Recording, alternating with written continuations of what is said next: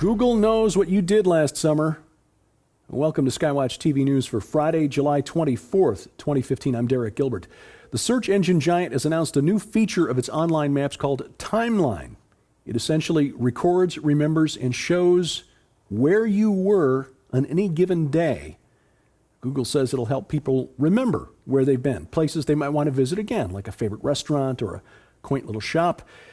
Privacy activists, as you might suspect, are concerned by this, although Google says it's secure and private, available only to you, allows you the ability to edit and remove places from your timeline you don't want people to know about.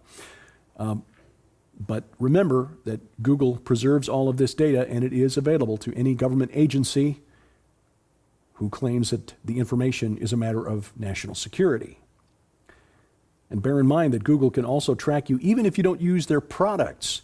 Google filed a motion back in 2013 arguing that non-Gmail users who send email to Gmail accounts have no legitimate expectation of privacy. In other words, even if you don't use Gmail, Google has your number. They know where you are, who you've been communicating with. You're on Google's list. And if you sent email to my private email, then I'm sorry, because I do use a Gmail account.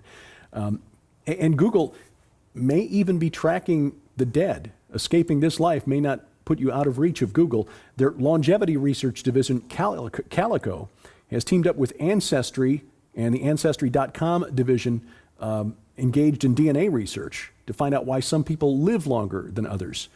Ancestry has a division called Ancestry DNA. It's genomic data for about 1 million people in its databases. And the question is, why is a search engine company interested in genomic information, DNA records?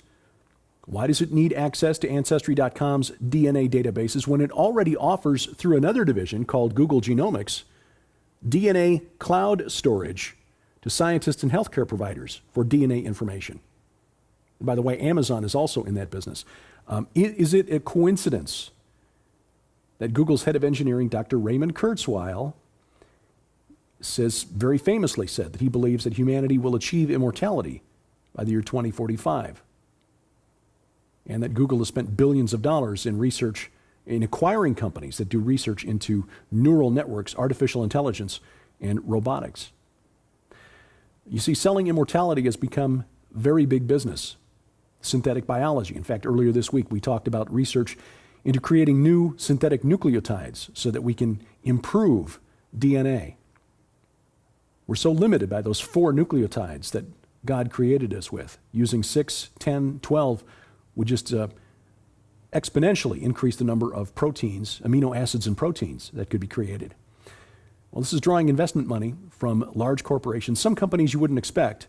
Autodesk, for example, the makers of AutoCAD software, Microsoft, Intel, of course, takes a lot of computing power to do some of this research. Investors believe that synthetic biology could be a $2 trillion market within just a few years. So in spite of the risks of synthetic biology, creating something that might get loose, unintended consequences, this is going to happen. And the promise of immortality, of course, is worth a lot of money as well, even if it's a false promise. It's one of the reasons we focus on this topic so much here at SkyWatch TV. One of the reasons that we're partnering with Defender Films and producing a forthcoming documentary called Inhuman about the transhumanist movement. This is the theme of the popular new movie Selfless, starring Academy Award winner Ben Kingsley. But there is a risk involved here. This search for the fountain of youth, immortality, carries with it a risk.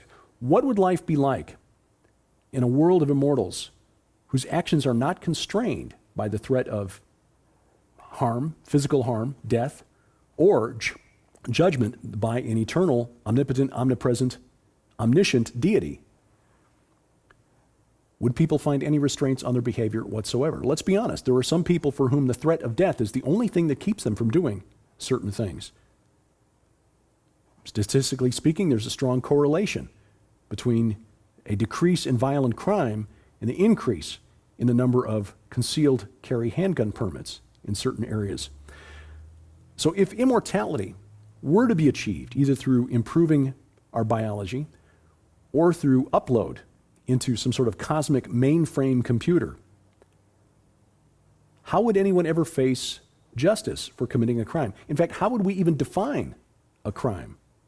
Whose morality would be programmed into this artificial universe where people, as disembodied intelligences or intelligences powering avatars, electronic avatars, whose code of ethics would be the basis for morality and for law?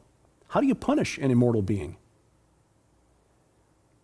Perhaps, again, the biggest question, without God in the equation, how do you define a code of morality? Now, this may all be just an academic exercise. There are some very intelligent people working in the fields of artificial intelligence research, nanotechnology, genetics, who believe that the transhumanists are way too optimistic about the promise of being able to merge our biology with technology, the ability to upload consciousness into a computer, the ability to cure aging as though it's some sort of disease. But that's not the problem. The problem is because men like Dr. Kurzweil, respected inventors, researchers, technologists, futurists, are selling this idea because they believe it. For them, this is a new religion, the new gospel.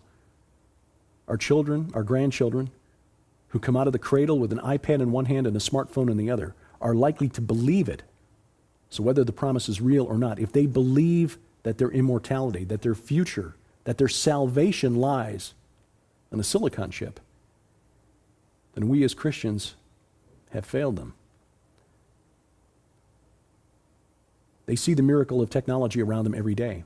How often do they hear the evidence for the truth claims of Christianity from us, their parents, their grandparents? From the world of astrophysics, NASA says it's found Earth's closest twin to date. This announcement just made Thursday. A world called Kepler 452b, 1,400 light years away in the constellation Cygnus. Even though it's described as Earth's closest twin to date, it is 60% larger than Earth, 5 times more massive, which means you and I would weigh twice as much on the surface of 452b. It orbits a sun about the same distance as the Earth from our sun, so it would get a similar amount of sunlight. One astronomer said it would feel a lot like home if you and I weighed twice as much at home. Mayors from around the world signed a statement at a Vatican conference on climate change this week. This document stating that human-induced climate change is a reality and its effective control is a moral imperative for humanity. The experts are targeting cities to stem climate change because 3/4 of human emissions are created in cities. New York City Mayor Bill de Blasio announced at this conference new greenhouse gas emissions targets for the Big Apple, said that New York City will reduce its carbon footprint by 40% within the next 15 years.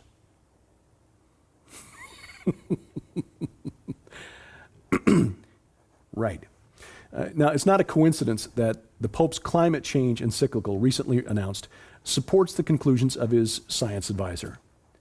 And you should know that John Schnellenhuber, the Pope's science advisor, considers the Earth a self-aware, cognizant entity, basically Gaia, and openly advocates for a global government in order to enforce our compliance with these carbon targets.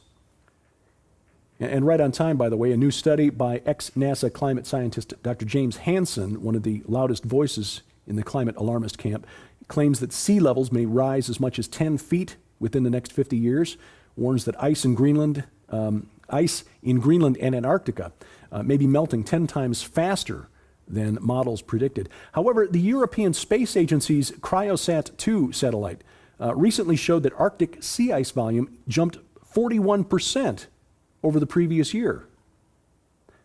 Of course, the experts now tell us that was just a temporary increase, that the ice is still melting, even though global temperatures haven't increased for more than 15 years.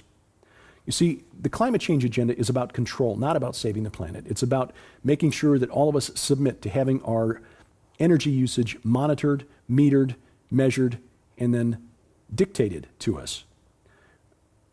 Have you ever wondered why insurance companies are willing to give you a discount if they'll let you if you'll let them plug a device into your car that tracks how much you drive and how you drive. Smart meters that can be controlled by RFID from a vehicle out on the street. This is all to draw us into a web of control, because energy use impacts almost every facet of our lives. And this web of control will prove very useful to a future one-world government. And on that note, we tell you that next week we talk with a Bible prophecy expert, one of the men behind RaptureReady.com, Terry James, prominent Bible expert and author. He'll be our guest on the next SkyWatch TV. Gary Stearman returns to the host's chair and talks to Terry about his forthcoming book, The Antichrist Chronicles. That will air Tuesday night on the Christian Television Network, 8:30 p.m. Central Time. That's UTC-5, DirecTV Channel 376, Dish Network Channel 267, Glory Star Satellite Channel 117. And if you miss it, of course, the show will be available on Wednesday at the SkyWatch TV Roku channel. If you have a Roku account, make sure you log on, search the channel store for the SkyWatch TV channel and add us to your account, or for specific instructions and a link to the SkyWatch TV channel in the Roku channel store, stop by our website, skywatchtv.com/Roku, where you'll find this month's SkyWatch magazine. It's our free online magazine featuring contributors Doug Overmeyer, Doug Woodward, Doug Krieger, and then a few people not named Doug, Sharon Gilbert, Derek Gilbert, Josh Peck, and including a mix of viewpoints on a variety of topics and even some fiction. Sharon's ongoing series that she is serializing, her supernatural thriller Skinwalkers, all that at SkyWatch Magazine. You'll find the link for it in the top menu bar at skywatchtv.com.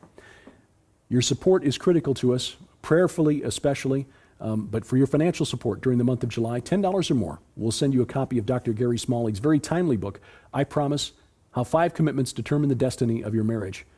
Instructions on how to donate to SkyWatch TV posted at skywatchtv.com. Your comments, questions, and suggestions are always welcome. Send those to me at dgilbert@skywatchtv.com.